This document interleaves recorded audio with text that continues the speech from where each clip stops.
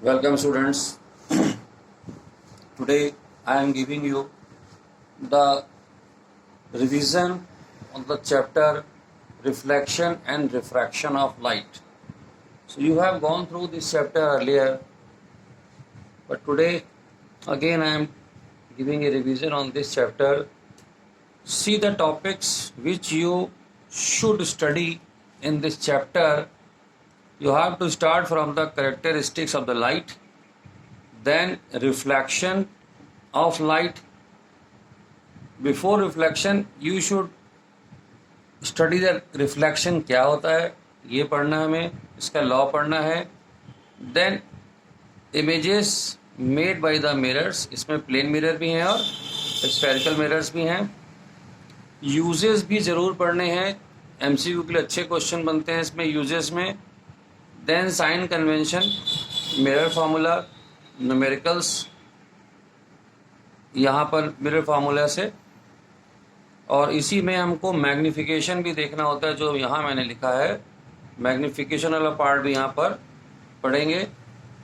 Then refraction of the light, refraction क्या है ये पहले, फिर क्या उसका कॉज होता है, रिफ्रैक्शन किस तरह से लेंसेज में हमको दिखाई देता है, रूल्स क्या हैं उसके, ग्लास लैब से रिफ्रैक्शन, इसका diagram, refractive index, then refraction by the lenses, spherical lenses, image formation by the lenses. Lens, ये इमेज फॉर्मेशन का जो पार्ट है इसकी प्रैक्टिस आपको हमेशा अच्छे से करनी है, मिरर के केस में भी और लेंस के केस में भी, दोनों केस में आपको करनी है. Then the lens formula and the magnification and the power of the lens, ये आपका कंटेंट है इस चैप्टर का, reflection and refraction of light. Okay,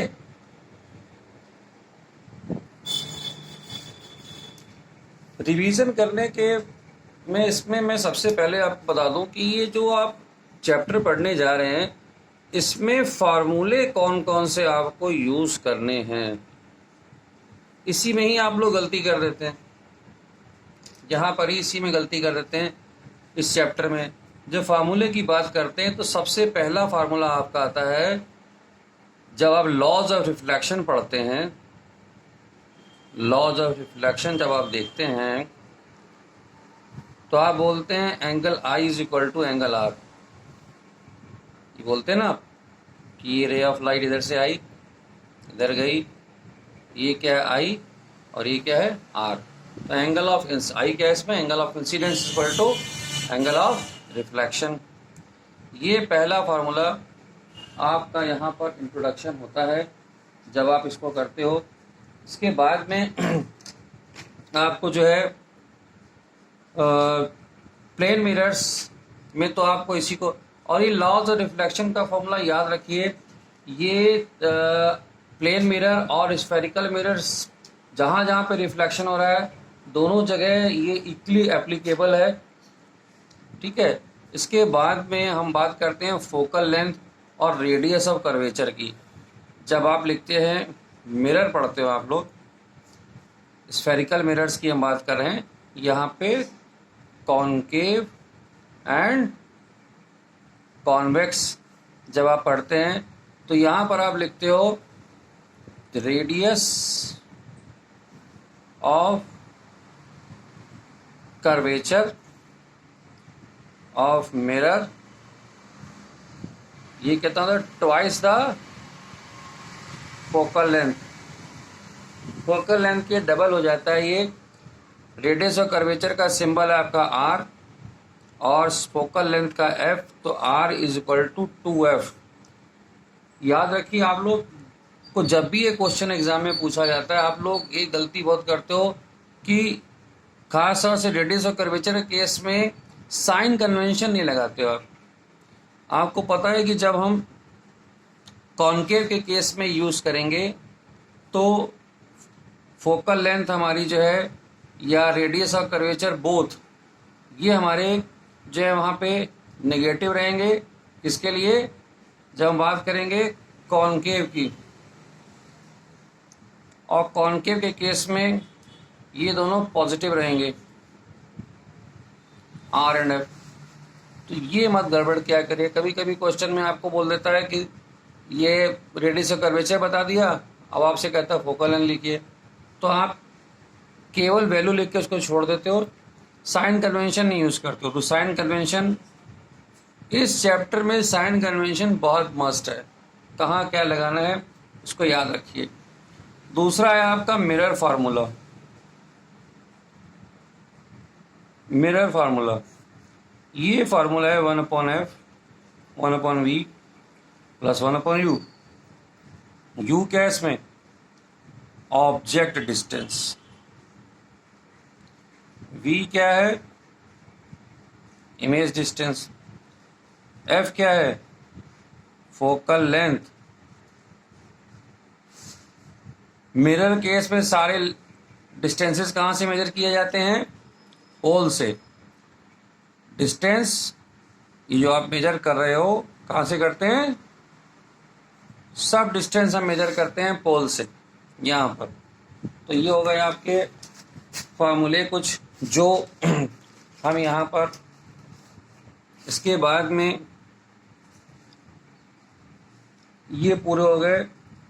इसी तरह के, अच्छा ये जो फार्मूले हैं इसमें खासतौर से मिरर फार्मूले में, इसमें लेफ्ट टू राइट जो आप ट्रांसफ़र करते हो उसमें कई बार बहुत गलतियां करते हैं आप लोग, उसको ध्यान से रखिए। क्योंकि ये जो फार्मूला है 1/f है, यहाँ पर जब इसको भी f अगर आप निकालते हैं तो उसको हमें कन्वर्ट करना पड़ता है, इन्वर्स करना पड़ता है, ये ध्यान रखिए।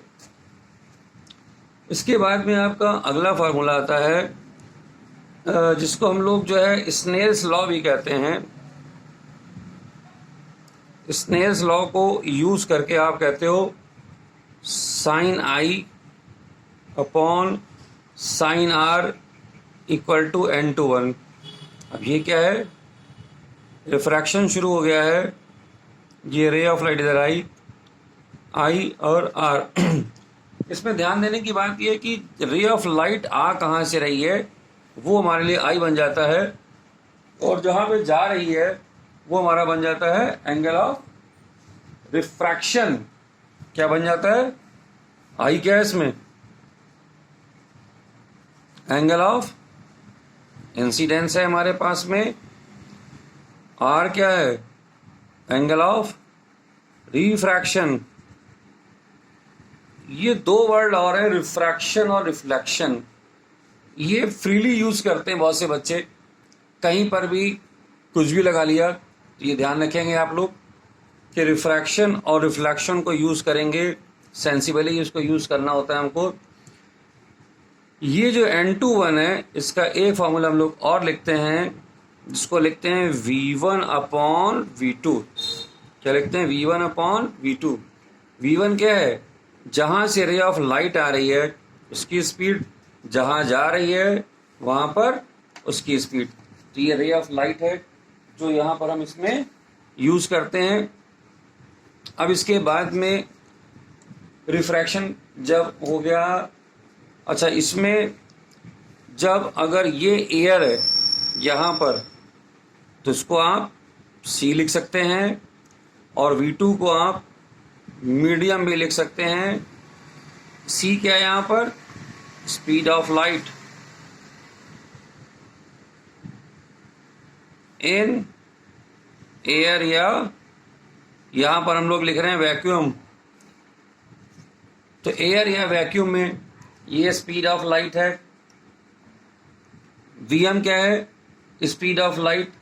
हम लिख रहे हैं इसको, जब बात कर रहे हैं हम लोग मीडियम की, मीडियम कुछ भी हो सकता है, यहाँ पर m यहाँ पर मीडियम सफिक्स यूज किया गया है।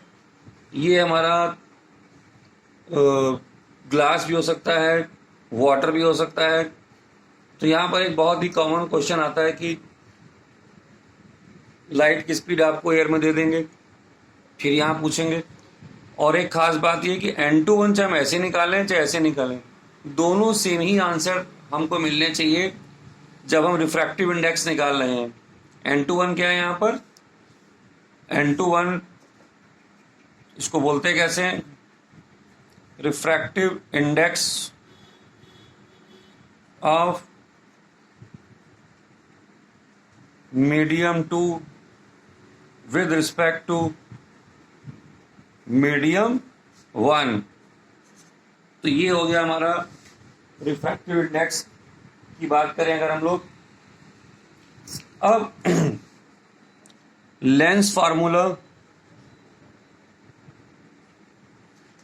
जो आपने पढ़ा है वो क्या है, 1/f 1/v minus 1/u।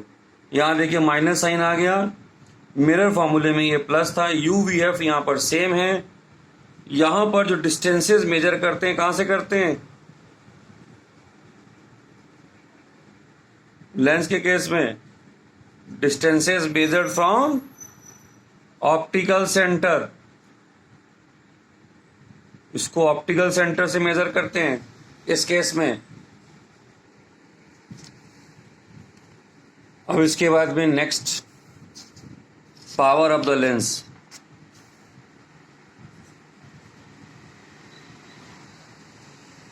Power of lens P से डिनोट करते हैं, 1/f लिखते हैं। यहां पर F फोकल लेंथ है, याद रखिए। फिर मैं आपको अलर्ट कर रहा हूं, F की वैल्यू हमेशा हम लोग यहां पर जब पुट करेंगे मीटर में पुट करेंगे। डायोप्टर जो है यहां पर, अगर यह डायोप्टर क्या है, इसकी यूनिट ऑफ द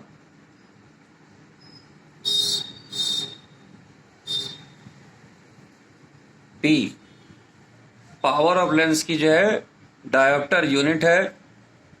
P मैंने आपको बता दिया अभी, हमेशा मीटर में पुट करेंगे। अक्सर आपको P सेंटीमीटर में दिया रहता है, ये मीटर में आना चाहिए। एक पॉइंट मैग्निफिकेशन है, इसको बहुत ध्यान से समझ लीजिए क्या है ये। इसको M से डिनोट करते हैं।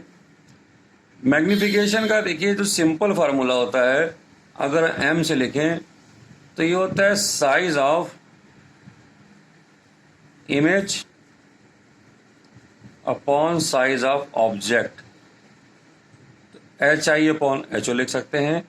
ये जनरल फार्मूला है मिरर्स के लिए भी और लेंस के लिए भी।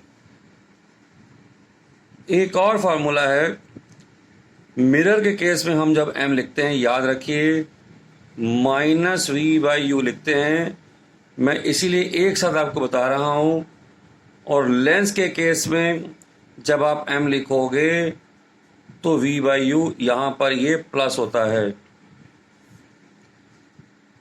यहां से निकलने वाली M की वैल्यू को आप यहां भी कंपेयर कर सकते हो, यहां भी कर सकते हो।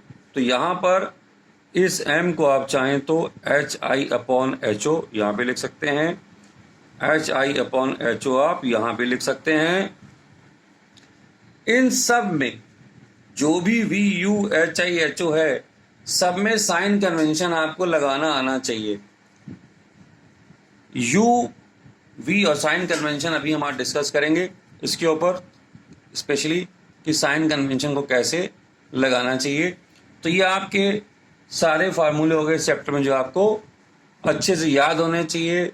सिंबल्स क्या हैं सब अच्छे से पता होना चाहिए, साइन कन्वेंशन कैसे लगेगा ये पता होना। चलिए स्टूडेंट्स, हम लोग अब जो पहला टॉपिक मैंने आपसे कहा था, कैरेक्टरिस्टिक्स ऑफ लाइट। जब कैरेक्टरिस्टिक्स आपने कहा था तो ये क्या है, light is an electromagnetic wave. ये क्या है, इलेक्ट्रोमैग्नेटिक वेव है। और क्या है, it is a kind of energy है, ये एनर्जी है। It travels in straight line, ये स्ट्रेट लाइन में ट्रेवल करती है। और इसकी जो स्पीड है वैक्यूम में वह 3 × 10⁸ मीटर पर सेकेंड इन वैक्यूम। ये हाईएस्ट स्पीड है, मैक्सिमम स्पीड है जो एयर है वैक्यूम में। जैसी मीडियम में जाएगी, जब भी कोई भी आप मीडियम में इसकी स्पीड देखोगे लाइट की, इट इज लेस देन सी, इससे हमेशा डिक्रीज करती है स्पीड ऑफ लाइट। ठीक है, तो ये हो गई आपकी कि लाइट के बारे में आपको क्या पता होना चाहिए कि इलेक्ट्रोमैग्नेटिक वेव फॉर्म में है ये। It is kind of energy है, it travels in the straight line, और ये ड्यूअल नेचर भी शो करती है। लाइट ऑल्सो शो डुअलिटी या ड्यूअल नेचर, ये दोनों नेचर शो करती है। ये वेव नेचर भी शो करती है एंड पार्टिकल नेचर। तो डुअल कैरेक्टर होता है लाइट का।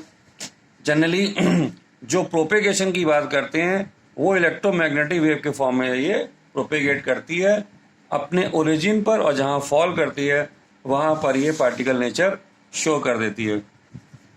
इसके बाद में आता है रिफ्लेक्शन का पॉइंट क्या है। बहुत पुराने से आप जानते हो कि bouncing back of the ray of light into the same medium is known as reflection. यहाँ पर अगर एक हम नॉर्मल ड्रॉ कर दें, इसको हम शो कर दें आई, इसको कह दें आई आर, तो आई हमारा है यहाँ पर एंगल ऑफ इंसिडेंस, और आर हमारे पास में है यहाँ पर एंगल ऑफ रिफ्लेक्शन। इसके बाद में लॉज ऑफ रिफ्रैक्शन आपको जानना चाहिए। Laws of reflection says that this, पहला लॉ जो है angle i is equal to angle r, कि जो इंसिडेंस एंगल है ये रिफ्लेक्टेड एंगल के इक्वल होता है। और याद रखिए इसकी डेफिनेशन लिखते समय मैंने आपको अभी बोला थोड़ी देर पहले कि रिफ्लेक्शन आप लिख रहे हैं कि रिफ्रैक्शन लिख रहे हैं, तो आपको बहुत साफ साफ लिखना चाहिए कि incidence angle is equal to angle of reflection. ध्यान रखिए, अगर हम बात कर रहे हैं रिफ्रैक्शन की तो वहां पे वर्ड रिफ्रैक्शन आना चाहिए क्लियर कट, इसमें गड़बड़ी नहीं होनी चाहिए।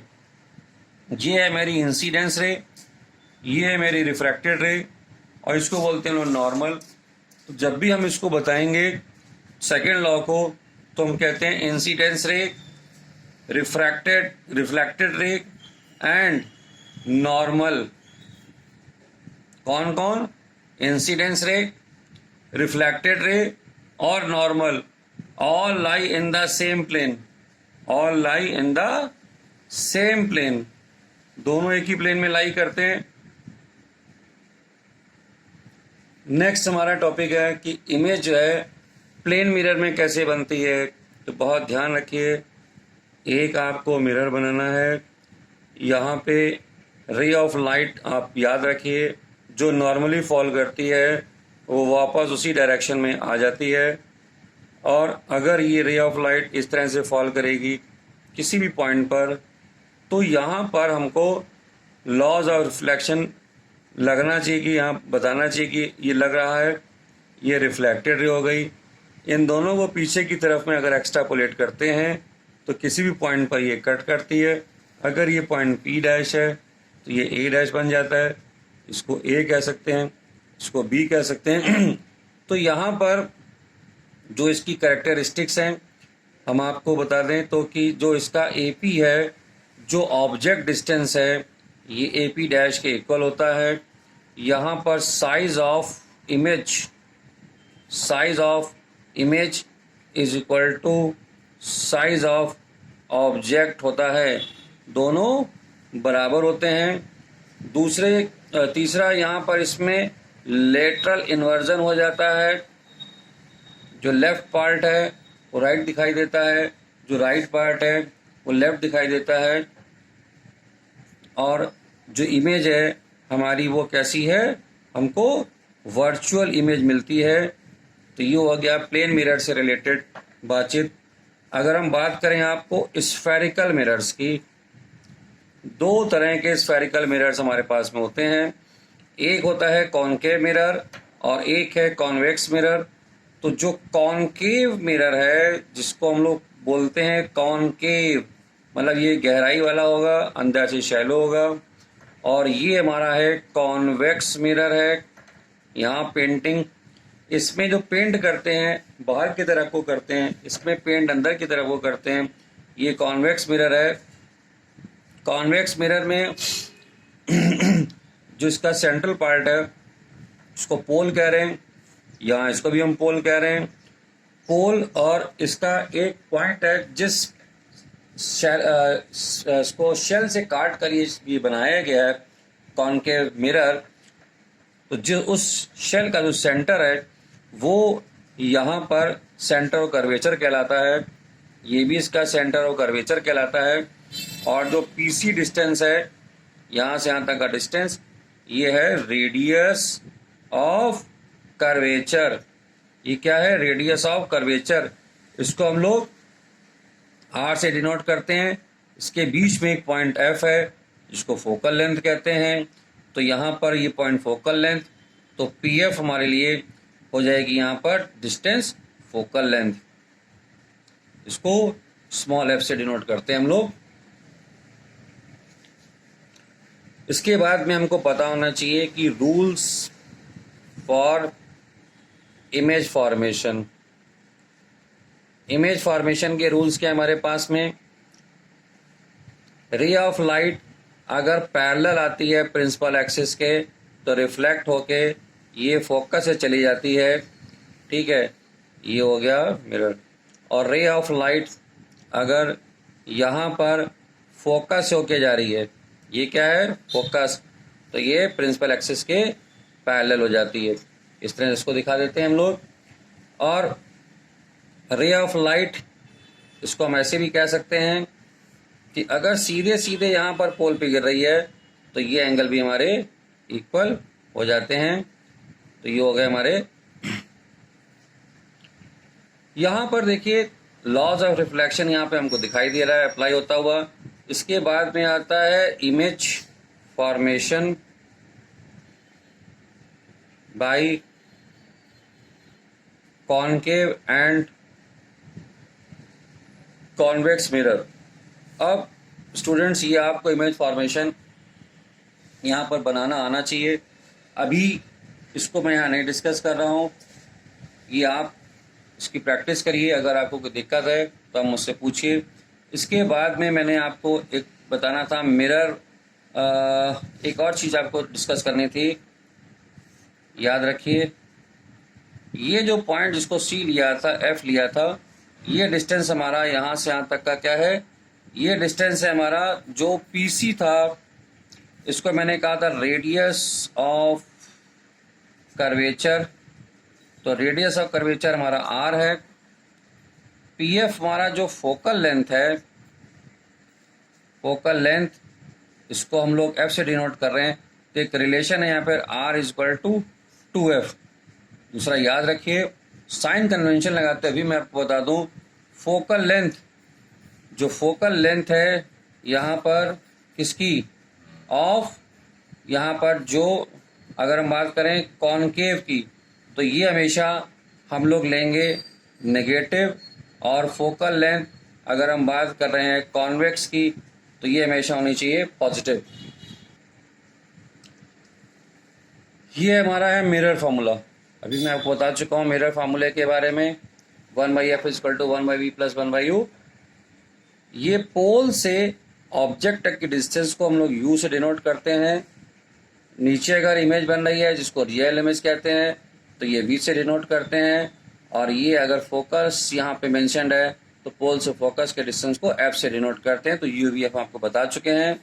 यहाँ पर अब आपको बताते हैं साइन कन्वेंशन के बारे में, जो कि मोस्ट इम्पॉर्टेंट पार्ट है कुछ भी क्वेश्चन करने के लिए। अभी मैं आपको न्यूमेरिकल दूंगा करने के लिए। इसमें साइन कन्वेंशन में देखिए एक क्विक रिव्यू आपको मैं बता दूं। यहाँ पर ये हमारी है। इसको जब अगर हम कार्टेशियन प्लेन के अकॉर्डिंग बात करें तो ये हमारे एक्स एक्सिस और वाई एक्सिस का एक प्लेन है। अगर देखिए ऑब्जेक्ट यहाँ पे रखा हुआ है, बहुत शॉर्ट में मैं आपको बताऊंगा इसके लिए कि object distance is always taken negative object distance को हमेशा नेगेटिव लेंगे, और ये क्योंकि हम लोग लेफ्ट साइड में रे ऑफ लाइट हमारी लेफ्ट से राइट चलती है, तो रे ऑफ लाइट के अपोजिट डायरेक्शन में जितने डिस्टेंस है वो नेगेटिव लिए जाते हैं। अब कॉन्केव के केस में अगर इमेज हमारी नीचे बन रही है तो वो भी फिर से बना देते हैं इसको हम लोग। मैं कॉन्केव डिस्कस कर रहा था, ये यू हो गया था, तो image we will also be negative if it is on the left side of mirror। ये मिरर के लेफ्ट साइड में है और यार लाइट किधर जा रही है, लेफ्ट टू राइट, तो ये डिस्टेंस हमारा नेगेटिव हो जाएगा। यही अगर हमारे पास में कॉन्वेक्स मिरर होगा तो कॉन्वेक्स के केस में याद रखिए u यहाँ पर भी नेगेटिव ही होगा। अगर हम कॉन्वेक्स के केस में कहें in convex u is also negative, लेकिन इमेज हमारी इसकी पीछे बनती है यहाँ पर, तो यहाँ पर जो इमेज डिस्टेंस है, इमेज डिस्टेंस जो v है, ये हम लोग यहाँ पर पॉजिटिव लेते हैं।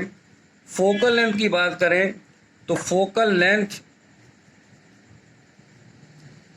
मैं भी आपको बता चुका हूं कि इसके केस में जो हमारा कॉनकेव है इसके लिए f नेगेटिव होती है और कॉन्वेक्स के केस में ये पॉजिटिव होता है। अब साइड ऑफ जो भी हमारी रियल इमेज है, या अब पहले हम बात करते हैं height of the object. Object की हाइट अगर हम बात करें जिसको हम HO से डिनोट करते हैं, ये हमेशा पॉजिटिव होगा। और अगर रियल इमेज की फॉर्मेशन हो रही है, रियल इमेज फॉर्मेशन अगर हो रही है तो HI हाइट ऑफ इमेज ये नेगेटिव होगी। और अगर वर्चुअल इमेज बन रही है, वर्चुअल इमेज फॉर्मेशन हो रही है, तो ये हमेशा पॉजिटिव होगा। इसको याद रखिए। ओके।